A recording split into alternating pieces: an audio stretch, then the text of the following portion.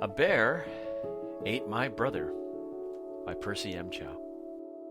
For my mother and brother, who were never eaten by bears, but shared many mornings and French fries together. The morning had stretched lazily into afternoon, and the little house at the end of the flower path smelled faintly of toast and sunshine. I think I shall have French fries for lunch, Kevin announced. Paula looked up from her dollhouse. Again? She asked. Kevin nodded very seriously. French fries are important.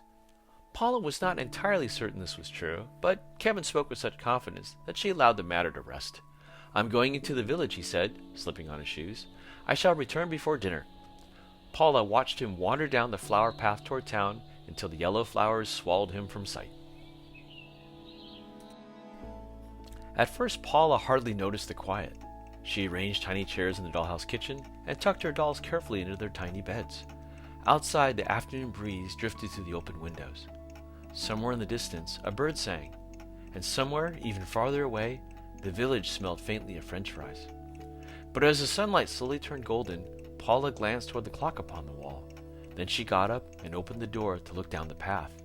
Kevin was nowhere to be seen.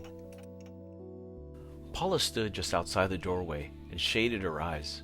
The flower path stretched quietly toward the village. No Kevin, no footsteps, no cheerful wave from the distance. She felt a small flutter of worry inside her chest. Kevin was still very new to her life. He was her stepbrother, after all. But Paula had decided some weeks ago that she quite liked having him around. And besides, so enough to make certain he had not eaten too many French fries. Paula slipped on her shoes and started down the path. The flowers swayed gently as Paula walked. Then suddenly, she stopped. Sitting quietly in the middle of the yellow blossoms was a large white bear. The bear looked up in surprise, as though he had not expected visitors. "Oh," said Paula. "Oh," said the bear. For a moment, neither of them moved at all. Then Paula remembered her manners. "Hello?" she said carefully. "Hello?" replied the bear. "Have you seen a boy upon this path today?" Paula asked. The bear thought for a moment. "No," he answered slowly. "I do not believe I have." As he spoke, a breeze drifted through the flowers. Paula sniffed the air. French fries. Very strong French fries. Her eyes narrowed immediately. "Did you have lunch today?" she asked. The bear blinked. "No, I do not believe so." This was, Paula thought, an extremely suspicious answer. "And where are you going?" Paula asked. Home?" the bear replied hesitantly. Paula stared at him. This was very odd indeed. The only home at the end of this path was hers, and bears, as far as Paula knew, did not usually live in cottages with flower gardens. The bear tilted his head. "And where are you going?" "I am searching for my brother," Paula replied. "He went into town for French fries." The bear looked thoughtful. Then Paula's suspicion finally burst out all at once. "Did you eat my brother?" she asked. The bear nearly fell backward in surprise. "What? Certainly not." "Well," Paula continued, "French fries can make people rather plump, and plump things are often tasty to bears." Now both of them looked suspicious of each other. "Very well then," Paula announced. "I shall continue my search." She marched firmly down the path. Behind her, the bear remained quietly among the flowers. For a few moments he sat. Then he looked left, then he looked right. Everything around him seemed terribly unfamiliar.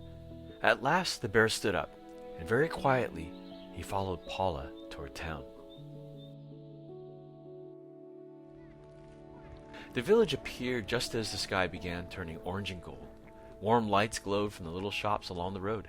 There was a toy store, a shoe shop, an attorney's office with very dusty windows. And at the end of the street, shining brightly beneath the evening sky, stood Percy's burger and fries. Paula stopped suddenly. The bear had followed her all the way into town. "You are still here?" she said. "Yes," the bear replied politely. Paula folded her arms. "I still smell French fries upon your fur," she informed him. The bear considered this carefully. I do not know how little brothers taste, he admitted, but I do enjoy French fries very much. Paula was not entirely sure how to respond to this. As Paula approached Percy's, she peered through the restaurant window, and there, sitting beside a stack of empty French fry boxes, was Kevin. The moment he spotted Paula, his face brightened. He smiled and waved enthusiastically through the glass. Relief rushed through Paula so quickly her knees nearly wobbled. She pushed open the restaurant door at once.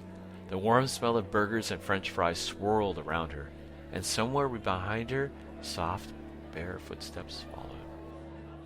"Kevin!" Paula exclaimed. "Have you been here this entire time?" Kevin looked slightly embarrassed. "Sorry," he admitted. "My mother used to bring me here. I suppose I lost track of time."